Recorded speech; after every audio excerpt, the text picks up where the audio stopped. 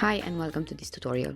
This time we'll have a look at the block element. We'll see where you can find it, how to edit your posts or pages, and also how to use the left sidebar options to bring changes to it. Now, the block element comes in handy if you want to create professional looking content in a matter of seconds. This can be done by combining together various block types that are specifically designed to be used for about pages or call to action pages, product highlights, and so on. Now, just like any other Thrive Architect element, you can add the block to your page from the right sidebar. Here's where you can find it. It's already at the top of the list, so simply go ahead and place it onto your canvas. This will open right up the template library. They are split per category, as you can see right here, so split per the purpose for which they are designed.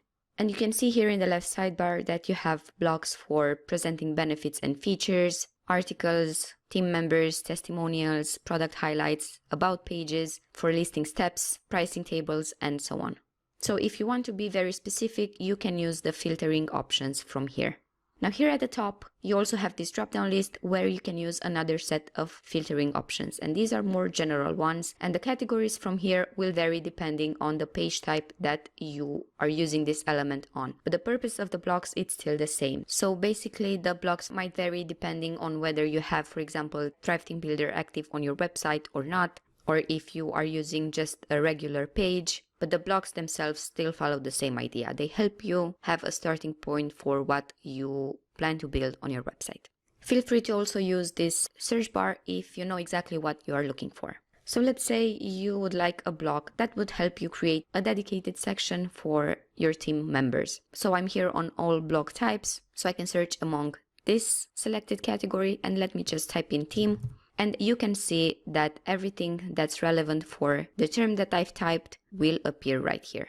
So here in this example, I'm using the element on my website on which I also have Thrive Team Builder installed. So the designs I have here are relevant to the companion theme that I'm using with my Thrive Team Builder, which in this case is Quick. So let's say I'm gonna go ahead and pick this one. And you can see that already my page has a far more professional look. Now I can go ahead and customize this to make it my own. So here, just as the name of the option says, you can decide if you want to inherit the width of the landing page or not. So if this toggle is active, the block will inherit the width of the landing page. Let's just deactivate this for the moment and see what else we can use here. So from this slider, you can adjust the maximum width of the block. And then from here, you can quickly set the block content to cover the entire screen width. So as soon as you activate this, these two options will not be available anymore. We next have another slider, and this one will allow you to tweak the values for the section minimum height. So feel free to use this as well if you want to have a different height for your block. And then activate this toggle if you want the height to match the screen. And then these three options will allow you to change the positioning of the block. They're pretty straightforward. You can use them to align the block to the top, bottom, or center of the screen. Now, besides the general options, you can also use the remaining ones from here. And we do have separate tutorials in our knowledge base for those, so feel free to check those out as well. Lastly, there's one more thing I'd like to show you here, and that is how to change the block and make it your own. So basically, to customize it to match your brand or your product.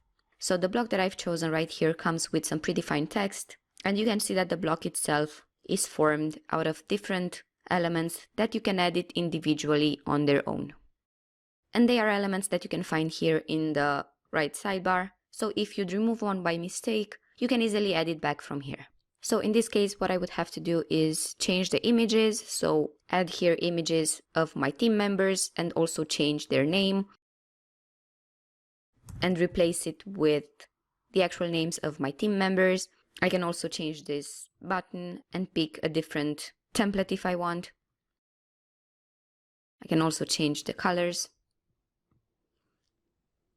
and make whatever changes are necessary to make sure this block is relevant to my product. As soon as I click on an element from the block, you can also see this in the breadcrumbs right here. At the moment, the button is highlighted in the breadcrumbs, meaning that I'm editing the button element, and all the options available here are relevant to this particular element. Whenever I want to go back to the main options of the block, I can simply select it from here, and now I'm back to this view and to the options which are relevant to the block element. When you're done with customizing the first block, you can go ahead and add another one and add as many as you need until you build a page or post you're looking for. Using blocks will help you save time, and you also have a starting point for any type of page you would like to create for your website. I hope you enjoyed this tutorial. These were the steps for using the block element.